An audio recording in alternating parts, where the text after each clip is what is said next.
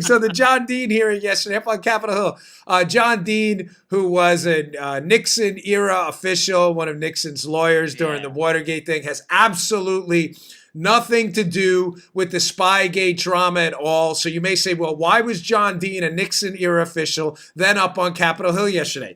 Here is the answer, ladies and gentlemen. This was a fake impeachment hearing by Democrat Jerry Nadler. They called John Dean up on the Hill for two reasons. Number one, I just told you, they want a fake impeachment hearing. Well, the natural question should be, well, why do a fake impeachment hearing if you're Jerry Nadler, a Democrat? Why not just initiate a real impeachment hearing? Ladies and gentlemen, as I wrote in my notes today, they don't have the votes, exclamation point.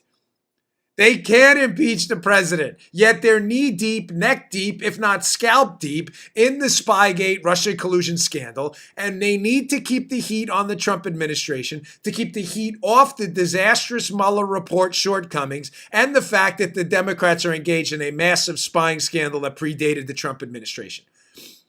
In order to keep the heat on Trump, they have to initiate an impeachment hearing, but they can't because they will lose. They don't have the votes.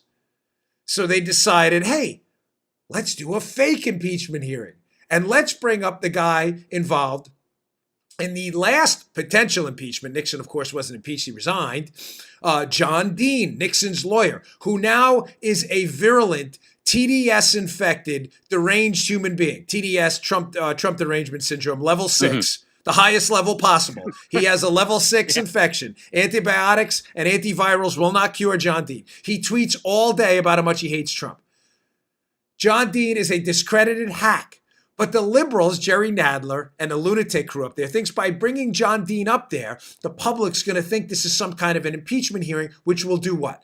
Which will appease the radical far leftists who want Trump taken out in handcuffs, including Nancy Pelosi, another nut. They want Trump arrested. Her words, not mine. I want to see him in prison. Those are her words. I didn't put those words in her mouth. Those are her words. This will satisfy their radical base if they can do a fake impeachment hearing for a while. But if they won't have to engage in a real impeachment where they'll lose. They will lose badly. Remember the takeaway. The hearing was a total fiasco, blew up in their face. They wanted a fake impeachment hearing because they can't do a real one because they don't have the votes. And the fake impeachment hearing was so embarrassing that conservative shows like me, the Dan Bongino show, are actually taking clips from their hearing to use in our show. That's how embarrassing your hearing was. You know, I watch a lot of and consume a lot of conservative content. I produce it myself, but I'm a fan of a bunch of shows. I mean, I don't just work at Fox. I enjoy Hannity's show, Ingram's show, and Tucker's show as well. My wife really likes Tucker's show. And he had a guest on last night that was incredible. And rarely will you see the two divergent views of the immigration crisis in America summed up as eloquently as this guest he had on did. And it's a point I've been making for a long time, Joe, that we talk past each other, liberals and conservatives, because conservatives talk in facts and liberals talk in emotion. I have these debates with Geraldo a lot where they say, well, we got to be compassionate. Great, nice, we are compassionate, but compassion isn't a legislative proposal. Compassion, that's not a proposal. I don't even know what are you talking about? We take in millions of people. On our side, on the conservative side, we often make the distinction to people who refuse to make this distinction that there is a difference between immigration and illegal immigration. We are not opponents of legal immigration that's labor sensitive and done the right way. Not many I know. It's a very small number of conservatives who believe that. Illegal immigration is different. It's law breaking. Liberals like to conflate the two. So Tucker had this guest on last night. He is a professor, an associate professor at a university. And listen to the way he sums this up. He does a really great job of explaining this. Lumping legal and illegal immigration together is not only wrong, it's deeply offensive. It's like lumping pharmacists and drug dealers together, and calling an illegal immigrant a, quote, undocumented immigrant is like calling a drug dealer, quote, an unlicensed pharmacist, or a student who intentionally cheated on a test a, quote, answer key borrower. There have been numerous studies. Harvard professor George Borjas had conducted the most in-depth statistical analysis on the negative consequences of illegal immigration on the American economy and how that directly lowers the incomes of high school graduates, those with less than a high school diploma in the United States. Yeah. I always vote in every single election. I'm a proud Georgia Republican. I vote in the Republican primary, and I'm going to work as hard as I can to help my friend, Congresswoman Karen Handel, get reelected in 2020 in the Georgia 6th District. For one thing is, the United States has 12 million illegal immigrants. No other country on earth has Right. 12 million illegal immigrants and gives birthright citizenship to the children of illegal immigrants. So if you look at Canada, you look at Australia, they have a merit-based immigration system that gives Right. priority to those with college degrees, English-speaking skills, and job skills that can contribute to their economy. So they have very few illegal immigrants. I mean, what? I don't understand what he said that's even controversial.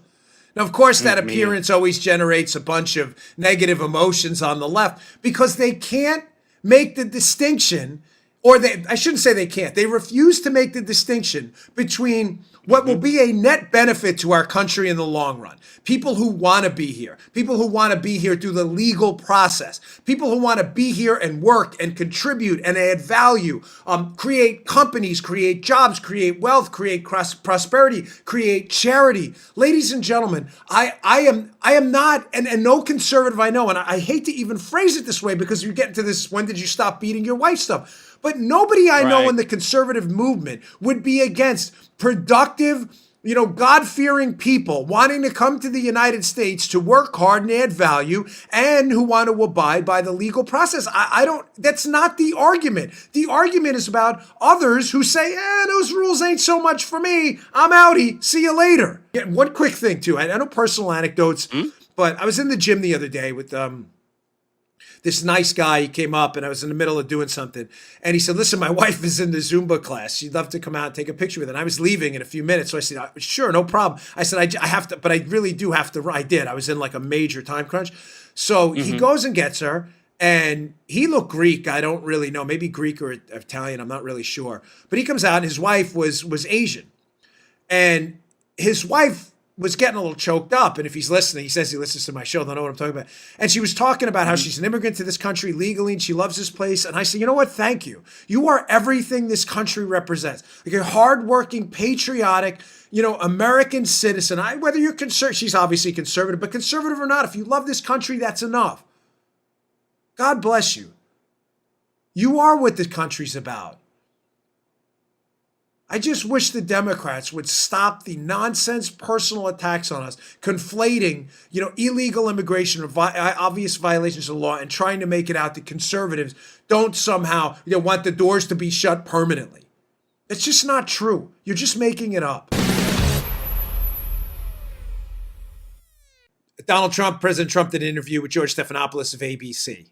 And this line here, at Tip ABC for their video here, this line here is driving liberals crazy. They are losing their mind. Let's get right to it. And I'll describe to you why what Donald Trump said is not even remotely controversial. It's what he's been saying the whole time. Go. Should he have gone to the FBI when he got that email? Okay, let's put yourself in a position. You're a congressman. Somebody comes up and says, hey, I have information on your opponent.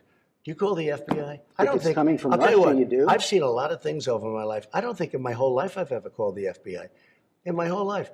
You don't call the FBI. You throw somebody out of your office. You do whatever you do. Al Gore got a stolen briefing book. He called the FBI. Well, that's different. A stolen briefing book. This isn't a stolen. This is somebody that said, we have information on your opponent. Oh, let me call the FBI.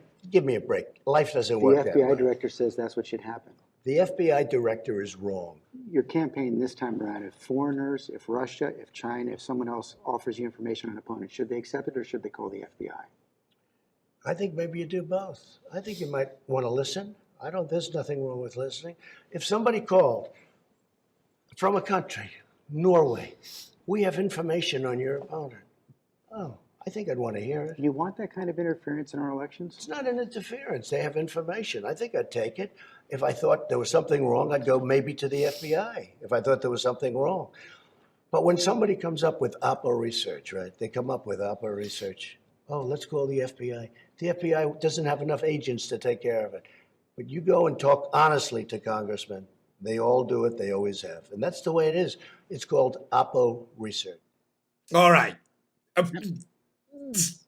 I can't even tell you the meltdown that happened on. I can't describe it to you because it was too broad in scope and it would take up the whole show.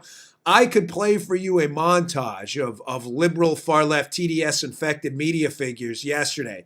Absolutely melting down. Trump's inviting foreign collusion. Ladies and gentlemen, let me break this down. According to what Trump actually said, not what the lunatic media told you he said, and why this is in no way inconsistent with the material on this show or what Donald Trump's been saying the first time. Number one, if you listen to the interview and you have a rewind button on our YouTube channel or our audio podcast, it's clear as day he's making a distinction between what happened with Al Gore and that briefing book in question, which was there was some material in there that was questionable, right? He's making a distinction there between that and Oppo research. In other words, he says if there was something wrong, you would call the FBI. Right. Ladies and gentlemen, I'm not paraphrasing what he said. The words, if there was something wrong, is in the clip. You can rewind it and see it yourself. We didn't edit it. We didn't doctor the video. We cut it for time, but that is one continuous stream of thought. Joe didn't do anything to it. We're not trying to trick you. No. That is what he said, making a clear distinction between if some foreign government says something to you about your opponent that may be some form of opposition political information, he's going to listen to him. If there's something wrong, you call the FBI. Just rewind the tape. You don't have to listen to me. Listen to him. This happens all the time where foreign officials contact congressmen and women and senators up on the Hill. Now, Joe, I could sit here and waste your time with the Adam Schiff prank video. I'm not going to do because it's long. A 7-minute video of Democrat congressmen lying, shady, shifty Adam Schiff on the, literally, not figuratively, on the phone with a person he thinks is a Russian operative. This is on tape, folks. You can Google it. It's 7 minutes long. I'm not going to waste your time. We played it here before. It's annoying, to be honest with you. But I don't understand. Like, if this whole thing about you're not supposed to be talking to foreign government, that's the takeaway, right? The liberals were losing their mind. Oh, my gosh. Talking to anyone in a foreign government, you must immediately contact the FBI about everything. Then what's the story with Adam Schiff? Why is he on the phone working with foreigners trying to get information on Trump? Is it treason? Is it criminal? Or is it not? Because why is Adam Schiff, Mark Warner, and Hillary Clinton not in prison then? I don't understand. Yeah. You can't have it both ways. You can't. It doesn't make any sense. Either talking to foreign governments is entirely illegitimate when your political opponents come up and you should contact the FBI for everything, or it's not.